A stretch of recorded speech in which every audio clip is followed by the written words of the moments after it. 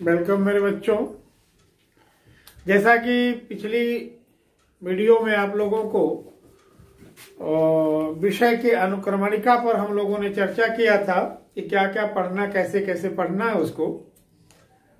आज हम लोग उसी विषय सूची पर आगे बढ़ेंगे और प्रारंभ करेंगे कि सीरियल वाइज हम उनको किस तरह से पढ़ें। तो सबसे पहले हमारा आया था वर्ण।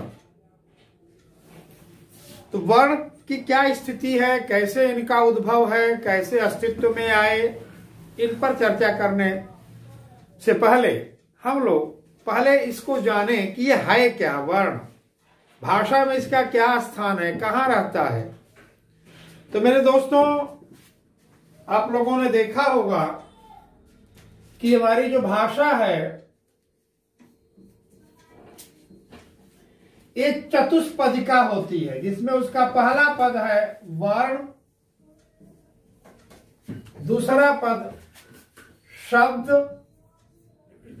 तीसरा पद इसका पद होता है और चौथा है इसका वाक्य। ठीक है ना।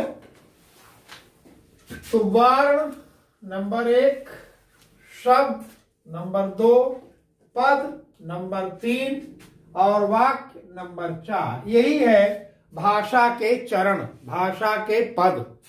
तो भाषा के कुल 4 पद यानी 4 चरण होते हैं, वर्ण, शब्द, पद और वाक्य। अब आते हैं वर्ण। वर्ण भाषा की लघुतम अर्थभेदक इकाई है जिसका खंडन नहीं किया जा सकता। लेकिन वर्ण भी कब आया, कैसे आया, उसका अस्तित्व कहां से उत्पन्न हुआ, इस पर पहले चर्चा करते हैं, फिर हम लोग वर्ण का व्याख्या शुरू करेंगे। सबसे पहले देखेंगे कि वर्ण से पहले भी कुछ है। तो वर्ण से पहले क्या है? तो ध्वनि है। ये ध्वनि कौन सी है, कहां से आई, कैसे आई, इसका औचित्य क्या है? क्योंकि मेरे बच्चों एक चीज जान लीजिएगा, विश्व की इकलौती वैज्ञानिक भाषा अगर कोई है तो संस्कृत के बाद हिंदी है। यह विश्व की इकलौती वैज्ञानिक भाषा है। इसमें कोई भी तुल ताल का कोई स्थान नहीं है। जो कुछ भी है सब व्याकरणिक है और इसका व्याकरण पूरा का पूरा ध्वनि विज्ञान पर आधारित है। तो आइए देखें कि वर्ण की उत्पत्ति से पहले क्या स्थिति बनती है, वर्ण किस तरह से अपने अस्तित्व में आता है। तो इसमें सबसे पहले हम भाषा को देखेंगे।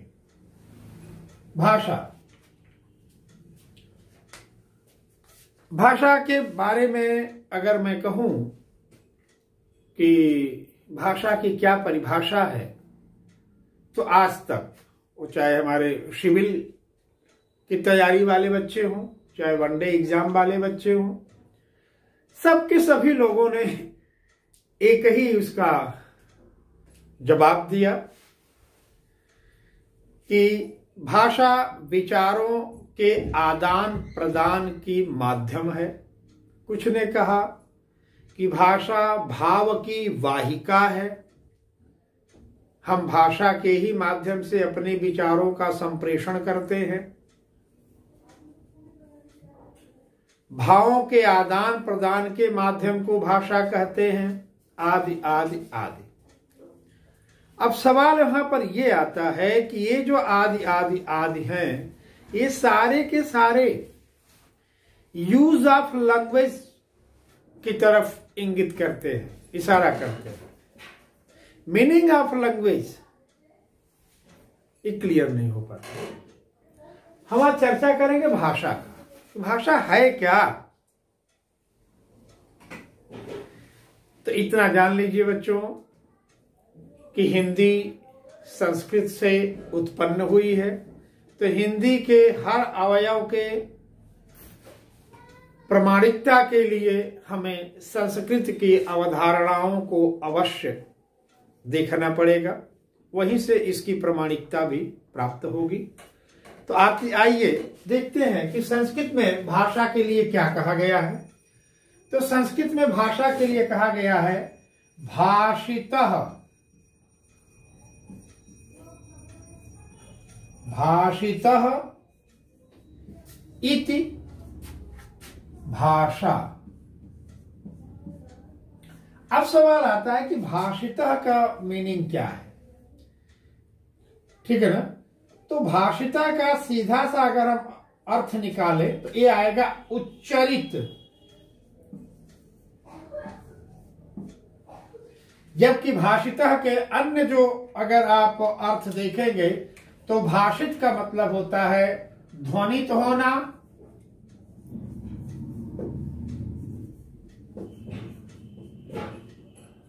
झंकृत होना,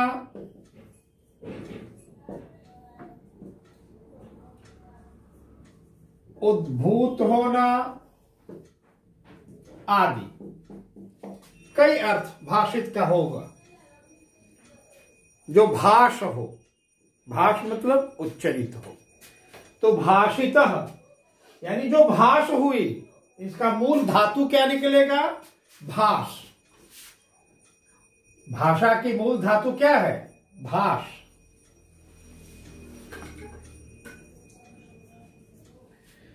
तो भाषित होना यानी उच्चरित होना, ध्वनित होना, झंकृत होना या उद्भूत होना।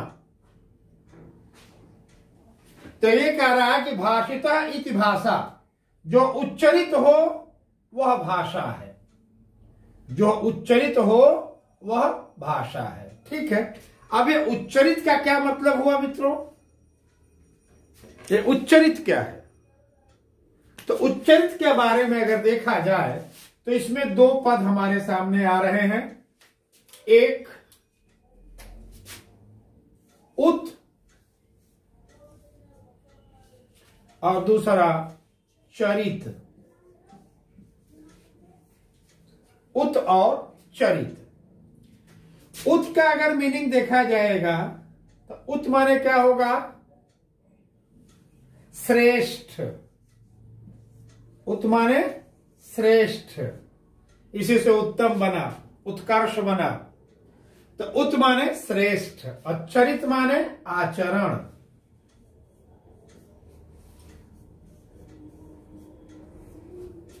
उच्चरित का मतलब क्या हुआ? श्रेष्ठ आचरण से सीखकर बोली गई ध्वनि भाषा है। इसका मीनिंग क्या निकलेगा?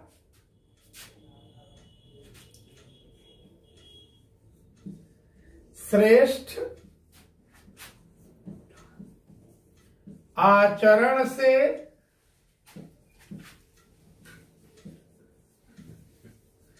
सीखकर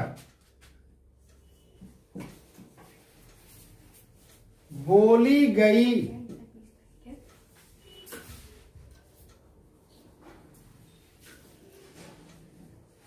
ध्वनि भाषा है।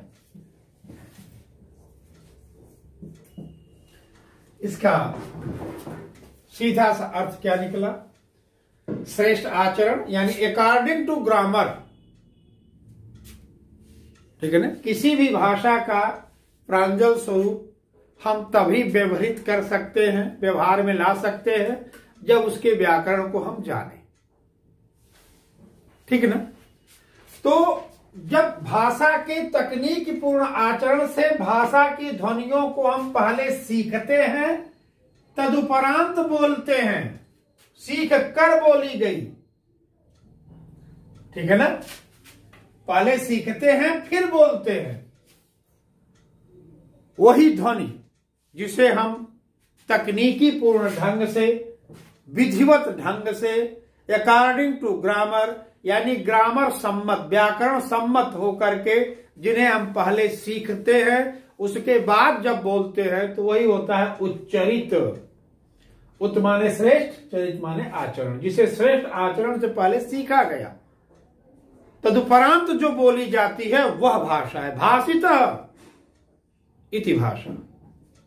भाषितः इति भाषा, ध्यान दीजिएगा। भाषितः इति भाषा यानी जिन्हें श्रेष्ठ आचरण से पहले सीख कर बोलते हैं, तब वो भाषा कहलाती है। अर्थात जिन ध्वनियों को हम बिना सीखे बोलते हैं वे ध्वनियां भाषा नहीं है। जैसे छींकना, खखारना, खांसना, खर्राटे लेना, ये ध्वनियां हमको किसी भी व्यक्ति द्वारा सिखाई गई नहीं है, इसलिए हम इनको भाषा नहीं कहते। पर जो बोल रहे हैं इन्हें आज से पहले कहीं न कहीं, कभी न कभी, किसी न किसी के द्वारा सिखाई गई है। तो सीखने के बाद जो बोली जाती है वही भाषा है, जो बिना सीखे बोली जाती है वो भाषा नहीं है। यहीं पर एक बात आती है कि विश्व की सभी भाषाएं ध्वनि हैं, विश्व की सभी भाषाएं ध्वनि हैं, पर सभी ध्वनियां भाषा नहीं है। क्यों नहीं है? क्योंकि वो उच्चरित नहीं है, वह भाषित नहीं है। भाषित तभी होगी जिनको हम सीखेंगे, श्रेष्ठ आचरण जिन्हें हम सीखेंगे। ठीक मित्रों, तो अब सीख कर बोली गई ध्वनि भाषा है। ये हमारे भाषा का वाच्यार्थ है, भाषा का मीनिंग है। ठीक दोस्तों, अब सवाल आता है, क्योंकि हम लोगों का उद्देश्य है वर्णोत्पत्ति, वर्ण की उत्पत्ति कैसे हो रही है। तो अब उस वहां पर देखिए, तो यहां दो स्थिति बन रही है। श्रेष्ठ आचरण से सीखकर बोली गई ध्वनि भाषा है। तो यानी ये जो भाषा है ये मूलतः क्या है? अपने आप में ध्वनि है। भाषा क्या है? ध्वनि है। ठीक है ना? भाषा एक ध्वनि है। कौन सी ध्वनि है? उच्चरित ध्वनि है। भाषा उच्चरित ध्वनि है, उच्चरित ध्वनि है। तो भाषा क्या है? उच्चरित ध्वनि है। अब उच्चरित का मीनिंग हमने आपको यहां दे दिया। तो अब देखना है कि जब भाषा एक ध्वनि है तो विज्ञान क्या कहता है कि जहां वायु होगी वहीं ध्वनि होगी, और जहां वायु नहीं होगी, जहां वायु नहीं होगा वहां पर ध्वनि नहीं हो सकती। No air no sound. तो अगर भाषा ध्वनि है तो इसकी वायु कौन है? अगर भाषा में ध्वन्यात्मकता है तो इसकी वायु कौन है जहां से प्रकट हो रही है? यहीं से हमारे वर्ण के उत्पत्ति की भूमिका प्रारंभ हो जाती है। ठीक है ना? अब आप यहां पर देखिए कि जो भाषा है वह ध्वनि है। और ये ध्वनियां कितनी है मित्रों? भाषा अपने आप में क्या सिद्ध हुई? ध्वनि। भाषा एक ध्वनि है। अब हिंदी में ये ध्वनियां कितनी होती है? हिंदी में ध्वनियों की संख्या कितनी है? तो हिंदी में आप देखेंगे तो ध्वनियां दो मिलेंगी आपको। हिंदी में ध्वनि दो मिलेगी। एक का नाम होगा स्व प्लस र बराबर स्वर। स्व माने स्वयं से, सेल्फ, अपने आप, खुद से। र माने उच्चरित होने वाली। तो भाषा की वे ध्वनि जो स्वयं से उच्चरित होती है स्वर कहलाती है।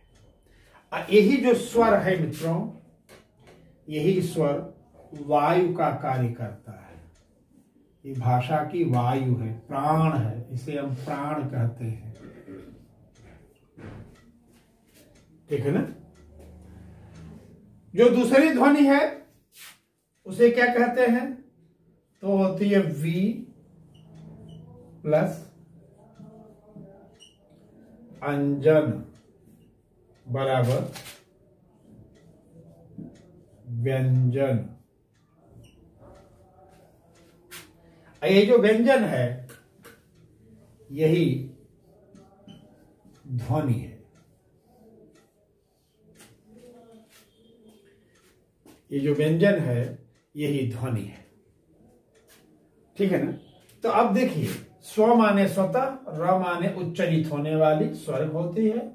अब वी अंजन, तो वी माने विशेष, वी माने विशेष, अंजन माने प्रयत्न। यानी भाषा की वे ध्वनियां जो विशेष प्रयत्न से प्रकट होती हैं व्यंजन कहलाती है, ठीक है ना। भाषा की वे ध्वनियां जो विशेष प्रयत्न से प्रकट होती हैं व्यंजन कहलाती हैं। तो अब देखिए, हमको भाषा का जो पहला सोपान था उसमें वर्ग वो मिला, दूसरा व्यंजन मिला, लेकिन अभी भी भाषा पैदा नहीं हुई। क्यों? क्योंकि भाषा का जो पहला सोपान है वो क्या है? वर्ण। स्वर और व्यंजन ये वर्ण नहीं है, ध्वनि है।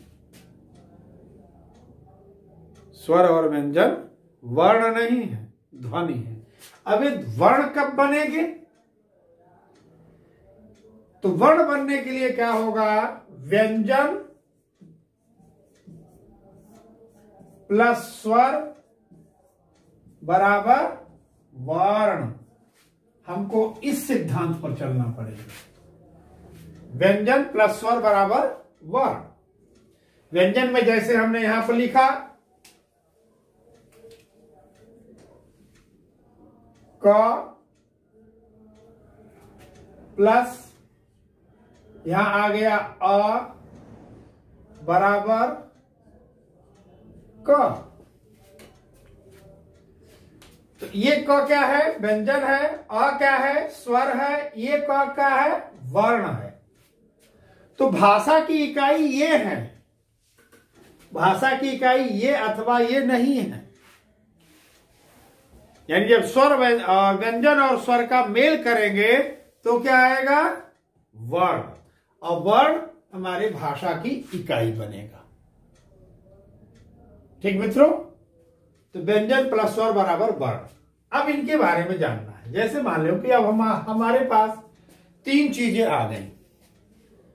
ठीक बच्चों, वे तीन चीजें कौन कौन सी हैं इनके बारे में जाने। तो सबसे पहले हमने देखा कि हमको सबसे पहले क्या मिला, तो कहे स्वर। दूसरे पॉइंट पर क्या है? व्यंजन। अब तीसरे पॉइंट पर क्या है? वर्ण। अब जरा हम इन तीनों पर छोटा सा एक चर्चा कर लें। स्वर किसे कहते हैं? तो संस्कृत क्या कहती है कि स्वयमेव रवितः इति स्वर। संस्कृत यही बोलती है ना कि स्वयमेव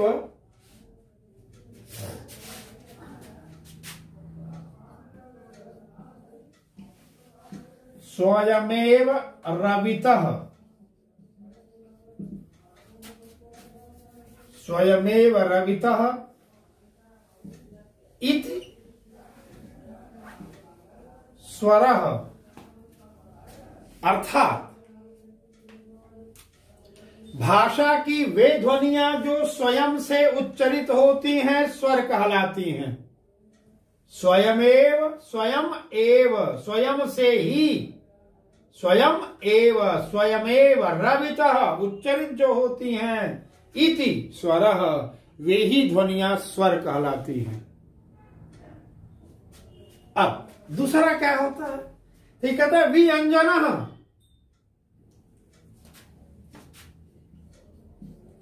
व्यंजनः इति व्यंजनः।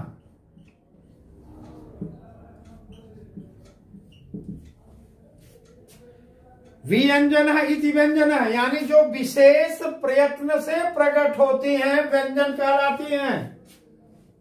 जो विशेष प्रयत्न से प्रकट होती हैं व्यंजन कहलाती हैं।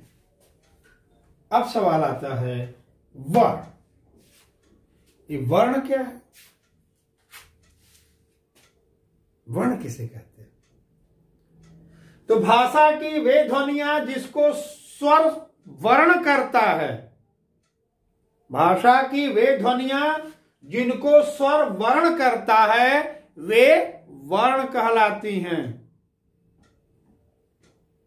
यानी स्वर द्वारा वर्णित ध्वनि वर्ण होती है। तो स्वर किसका वर्ण करता है? तो देखिए यहां पर क्या है, व्यंजन प्लस स्वर बराबर वर्ण।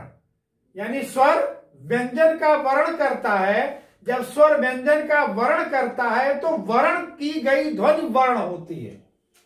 अब सवाल ये आता है कि अगर व्यंजन वर्ण बना, व्यंजन क्या बना? वर्ण।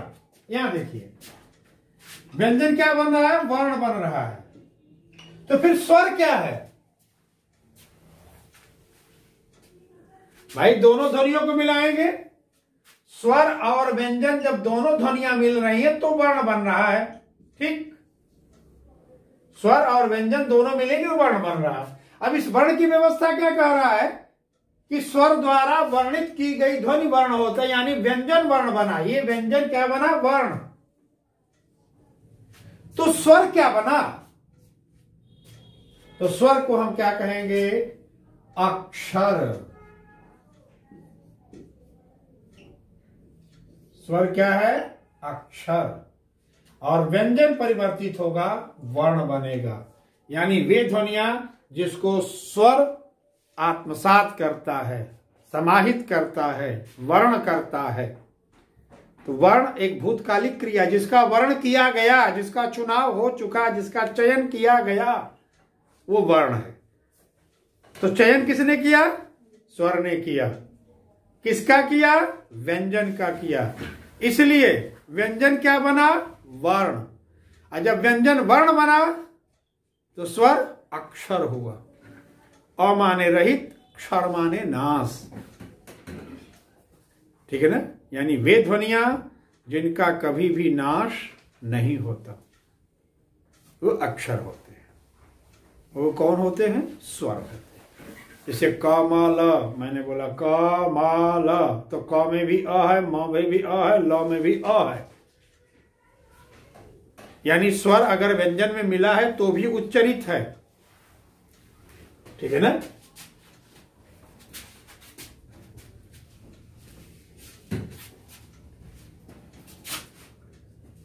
क म ल, ये कमल है। तोड़ू अगर तो क अ म अ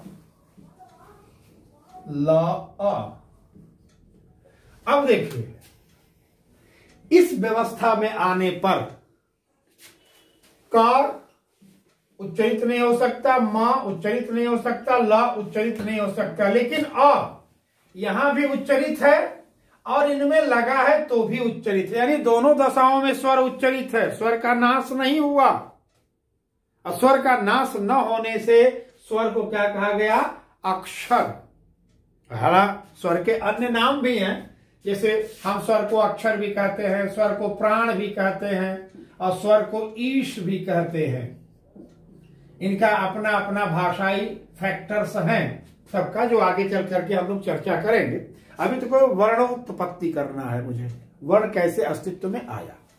तो मेरे बच्चों, ये देखा गया कि हमारी भाषा एक उच्चरित ध्वनि है। ये ध्वनियां दो प्रकार की हैं, स्वर और व्यंजन है। स्वर और व्यंजन के मेल से वर्ण की उत्पत्ति होती है। यानी वर्ण में स्वर और व्यंजन दोनों होते हैं। अक्षर में केवल स्वरात्मक ध्वनि होती है, व्यंजनात्मक ध्वनि अक्षर में नहीं होती। जनरली लोग प्रश्न करते हैं और ज्यादातर ये इंटरव्यू में सवाल भी पूछे जाते हैं कि वर्ण और अक्षर में क्या अंतर है। अब बच्चे यहां गुमराह हो जाते हैं, वर्ण और अक्षर में क्या अंतर है। तो इतना जान लीजिए, वर्ण में स्वर व्यंजन दोनों ध्वनियों का समावेश है। वर्ण में स्वर और व्यंजन दोनों ध्वनियां मिलती हैं, जबकि अक्षर में केवल स्वरात्मक ध्वनि होती है, ठीक है ना। अक्षर जिसका नाश नहीं होता, जैसे देखिए यहां पर अ है, ये क से बाहर निकल गया तो भी उच्चरित है, इसका उच्चारण आप कर सकते हैं अ, लेकिन इस क का उच्चारण अब आप नहीं कर सकते, क्योंकि इसका जो प्राण है, प्राण यानी स्वर, यही बोला ना यहां पर प्राण, तो व्यंजन का प्राण क्या है, स्वर है। अब ये स्वर बाहर निकल गया तो व्यंजन क्या हो गया, अनुच्चरित, मृत, मर गया, इसका क्षर हो गया, नाश हो गया। पर अ का नाश नहीं हुआ, अ क में मिला है तो भी और क के बाहर निकला तो भी, दोनों दशाओं में उच्चरित है यानी जीवित है। लेकिन क जब अ में मिलेगा तभी उच्चरित होगा, बाहर निकलेगा तो अनुच्चरित हो जाएगा, यानी क्षर हो गया, नाश हो गया उसका। ठीक बच्चों, अब आगे हमारा वर्ण। वर्ण कैसे मिला हमको, स्वर प्लस व्यंजन, अरे व्यंजन प्लस स्वर बराबर वर्ण। स्वर और व्यंजन और वर्ण के मेल से, अरे व्यंजन और स्वर के मेल से हमें वर्ण की प्राप्ति होती है, और ये वर्ण हमारी भाषा का पहला सोपान है। ठीक मित्रों, अब आइए थोड़ा सा वर्ण की परिभाषा को भी देख लें हम लोग कि फिर ये अब वर्ण क्या है, भाषा में वर्ण क्या है, कैसे हम वर्ण के बारे में जाने। तो भाषा में वर्ण की परिभाषा कुछ इस तरह से बच्चों, इनको देख लीजिए आप। नंबर 1, भाषा की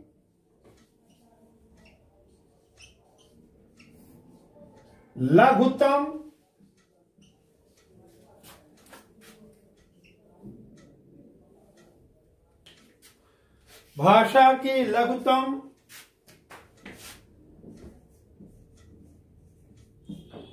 अर्थभेदक इकाई जिसका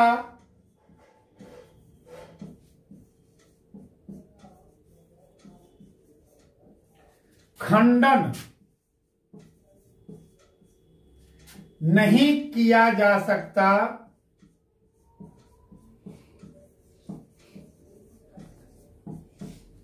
भाषा के लघुतम अर्थभेदक इकाई जिसका खंडन नहीं किया जा सकता,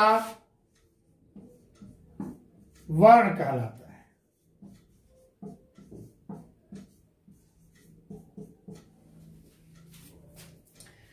दूसरा इसका लक्षण है मित्रों कि वर्णांते स्वरा, अर्थात जिन ध्वनियों के अंत में स्वर होते हैं, वर्णांते स्वरा, वर्ण के अंत में स्वर होते हैं, ये इसका लक्षण है। वर्णांते स्वरा, वर्ण के अंत में स्वर होते हैं, जैसे क, अ, चा, आ, ची, ई। तो जो भी आप बोलेंगे, ओ कका, किकी, कुकू, के, कोको, कंग, कह, तो अंग, अह, ये स्वर की कोटि में नहीं आते हैं, ये अयोगवा होते हैं। तो अब यहां कहता है वर्णांते स्वरा, यानी वर्ण के अंत में स्वर होते हैं। ठीक है, तो अब यहां पर देखा जाए, जहां हमारे प्रश्न आते हैं, ये प्रश्न अधिकतर पूछा जाता है कि भाषा की लघुतम इकाई बताइए। तो भाषा की लघुतम इकाई क्या है, वर्ण। भाषा की अखंड इकाई मानी गई है, तो अखंड इकाई क्या है, वर्ण। भाषा की अर्थभेदक इकाई बताइए, तो उसका आंसर क्या है, वर्ण। तीनों का देखो, इसमें 3 विशेषता है, तीनों पर प्रश्न आते हैं। क्या, लघुतम इकाई, अर्थभेदक इकाई और अखंड इकाई। ये तीनों किसके लक्षण हैं, वर्ण के। तो वर्ण के लक्षण मेरे मित्रों। अब इस तरह से अगर यहां पर देखा जाए, ये तो आपके लिए अलग से दिया हुआ हो, वर्णांते स्वरा, ये लक्षण है इसका। वर्ण का क्या लक्षण है कि उनके अंत में स्वर होते हैं। ठीक है। स्वर क्या है? प्राण है, ईश है और अक्षर है। इनकी अपनी अपनी विशेषता है, हालांकि इस पर आपसे प्रश्न नहीं पूछा जाता, ठीक है। पर अब यहां पर हम लोग देखेंगे कि स्वर अपने से कैसे उच्चरित होता है और व्यंजन के लिए हमें विशेष प्रयत्न क्या करने पड़ते हैं, इन पर हमको गौर करना होगा। क्योंकि स्वर क्या है? स्वयं से उच्चरित होने वाली ध्वनि। व्यंजन क्या है? विशेष प्रयत्न से उच्चरित होने वाली ध्वनि। अब हम लोग अगले वीडियो में इस चीज का ये करेंगे कि स्वर अपने से कैसे प्रकट हो रहा है, इसे प्रैक्टिकल करेंगे पूरा। थ्योरी तो यहां बोर्ड पर चलेगा ही, साथ में प्रैक्टिकल भी करेंगे कि स्वर स्वयमेव रवितः, स्वयं से कैसे उच्चरित हो रहा है और व्यंजन के लिए हमें विशेष प्रयत्न, व्यंजनः, विशेष प्रयत्न क्या करना पड़ रहा है। और अगर ये फैक्टर हम समझ गए तो वर्ण भेद में हमें बहुत सहूलियत हो जाएगी। ठीक है मेरे बच्चों, तो नेक्स्ट जो वीडियो आएगा इसी टॉपिक पर आएगा, इसी 2 पॉइंट को हिट करेंगे कि स्वर अपने से कैसे उच्चरित हो रहा है और व्यंजन के लिए हमें कितने प्रयत्न करने पड़ रहे हैं, कौन कौन से प्रयत्न हैं। इस दोनों पॉइंट पर जबरदस्त प्रश्न बनते हैं और जबरदस्त प्रश्न पूछे भी जाते हैं। ठीक बच्चों, तो आज की क्लास यहीं पर विराम दे रहे हैं, फिर अगले वीडियो में मिलते हैं। आप लोगों को वीडियो अच्छी लगते रहे हो, इससे ये लगता हो कि नहीं आपके कुछ विशेष चीजें मिल रही हैं और आपकी क्वालिटी डेवलप हो। देखो पढ़ने के लिए सभी पढ़ते हैं, पढ़ने के लिए सभी पढ़ते हैं, नौकरी पाने के लिए वो वाला सिस्टम नहीं है हाई स्कूल इंटर वाला कि 3rd क्लास भी होगे तो भी पास, 2nd क्लास भी होगे तो भी पास, 1st क्लास हो भी होगे तो भी पास। नहीं बाबू, नौकरी पाने के लिए आपको मेरिट मेंटेन करना पड़ेगा और मेरिट क्वालिटी देती है, मेरिट क्वालिटी देती है। पढ़ने को सामान्य ढंग से सभी पढ़ लेंगे, पर क्वालिटी उन्हीं में होगा जो विशेष में आएंगे। तो हम थोड़ा सा आपको विशेष देने का प्रयत्न कर रहे हैं। आपको ये लगे कि नहीं ये वीडियोस बेहतर हैं तो प्लीज रिक्वेस्ट है कि इनका प्रचार और प्रसार करने में सहयोग करें, क्योंकि ये हम अपने बच्चों के लिए फ्री ऑफ कास्ट बना रहा हूं। ये हमारा कोई कमर्शियल इससे वो नहीं है, केवल आप लोगों का सहयोग और आप लोगों के द्वारा एक प्रदत्त इस बढ़ोतरी में उत्साह हमको यहाँ लाके खड़ा किया है। तो आप ही लोगों का ये चैनल है, ठीक है। आपको अच्छा लगे तो इसको लाइक सब्सक्राइब अवश्य करें, शेयर करें। ठीक बच्चों, अब इसी के साथ विराम करता हूं और अगले वीडियो में फिर मिलते हैं। तब तक के लिए धन्यवाद।